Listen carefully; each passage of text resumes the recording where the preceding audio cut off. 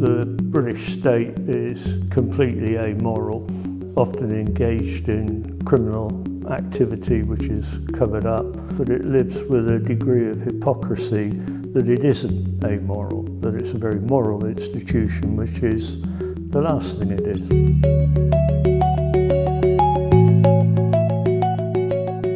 Well, first of all, thanks very much for inviting me along this evening. It's nice to meet the other people here. I thought I'd just start briefly by filling in a bit of my own background so you could understand. I used to be a senior civil servant and then an academic teaching politics and international relations before coming here to Scotland.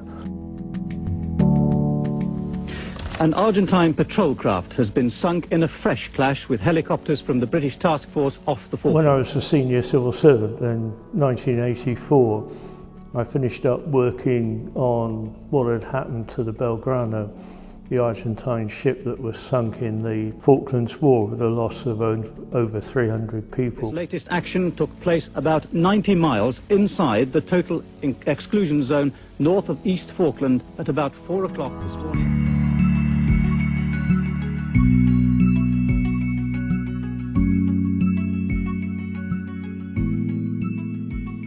Why, when the Belgrano was outside the exclusion zone and actually sailing away from the Falklands, why did you give the orders to sink it? But it was not sailing away from the Falklands. You must accept No, that Mrs. when we Thatcher, gave the order, when we changed the rules... What I discovered was that the government had been lying about it for 2 years. I finally decided that I'd had enough of that. Clive Ponting leaked secrets about the sinking of the Belgrano and the Ministry of Defence's strategy to obstruct the House of Commons Select Committee looking into the affair. And sent 2 papers, which weren't classified, down to the House of Commons, which revealed the government cover-up. And it was at that point that I was arrested and put on trial under the Official Secrets Act down at the Old Bailey. He successfully argued that he was acting in the national interest, although the judge had defined the national interest as the interest of the government of the day. The jury acquitted Mr. Ponting, giving new impetus to the movement to reform the Official Secrets Act. Sending the documents was almost certainly the end of my civil service career, but there'd been a whole load of incidents before that which had disillusioned me completely with what went on inside Whitehall. I'd come across some pretty awful things going on, as you might expect, which I couldn't write about in the book that I wrote at the time of the trial and just after, because the government would have loved to prosecute me again.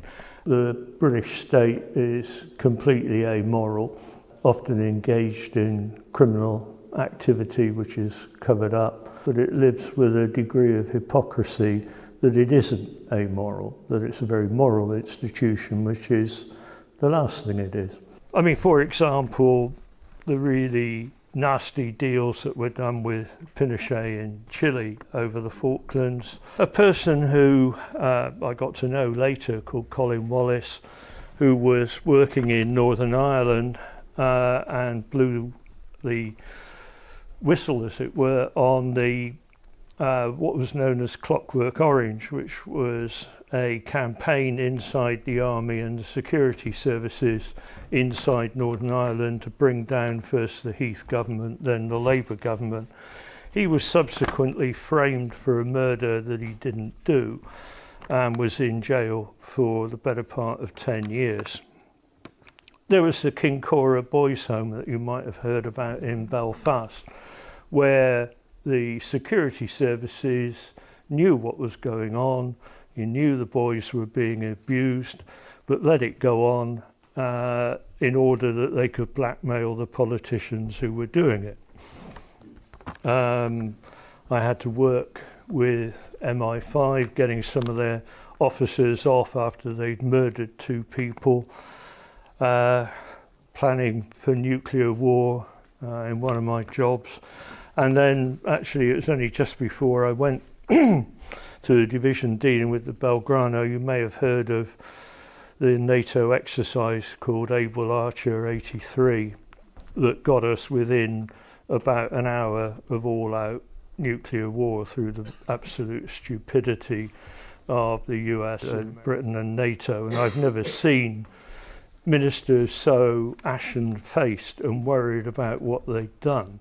During the trial, I was writing a book about what happened, and somebody then said I should write a book about what Whitehall was really like from the inside, because nobody had really done that before, and then wrote what was really the first attempt at a environmental history of the world, as well as doing other big history books. I'm really an historian, not a political scientist.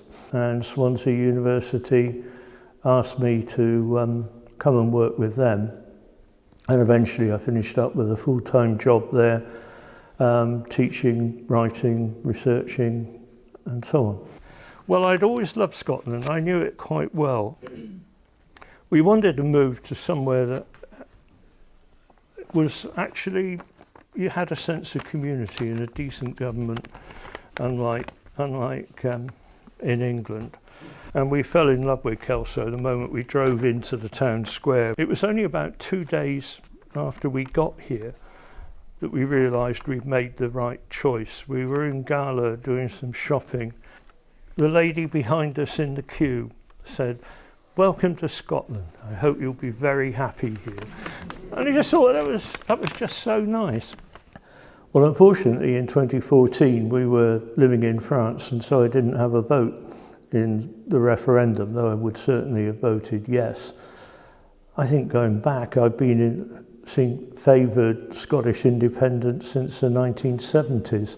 I saw then just how fearful Whitehall was about Scottish independence. Whitehall knew just how powerful the oil would be and would produce an extremely strong Scotland, rather like Norway is now. And they were really worried. They felt they wanted the money, not Scotland, but also the appalling views they had of Scotland and Scottish people, real looking down on them all the time. And I could never see a reason why, if Scotland has been a separate nation, if it wanted independence, it shouldn't have independence. It's this condescension towards Scotland that it isn't really important and it's not really a separate nation, or if it is, it shouldn't be recognised, because I think the Conservatives in particular, but also Labour, realise that the only way they can control Scotland is by keeping it in the Union. After all, the Tories have been a unionist party for the last 140 years. And they know now, I mean, they've never had a majority in Scotland since 1955. They know that with devolution, they will never control it. So the only way to control it is from Whitehall direct. Labour, of course, certainly now, realise that they'll never gain power in Westminster unless they can get back the seats that they used to have in Scotland. And it seems to me, I'll come back to it, that independence is simply the only chance Scotland's got in the current situation. There's no doubt that the Conservatives see Brexit as the way to completely neuter devolution, and they intend to do it. They're ruthless enough to do it. They say, and I can't imagine who would be naive enough to believe them, that the powers that are coming back from Brussels will only be held centrally on a temporary basis for 7 years. I don't think anybody is stupid enough, quite honestly, to believe that sort of stuff. And if it is no deal, I think it's inevitable that the government will take emergency powers to deal with the problems. And I know what some of the emergency powers are because I drafted them for the run-up to nuclear war, and they're not likely to be that much different. And it is not impossible that the emergency powers will actually dissolve the Scottish Parliament. I think the situation could actually get very nasty in that the Conservatives are determined to undo devolution to the greatest extent that they can, and are determined against independence.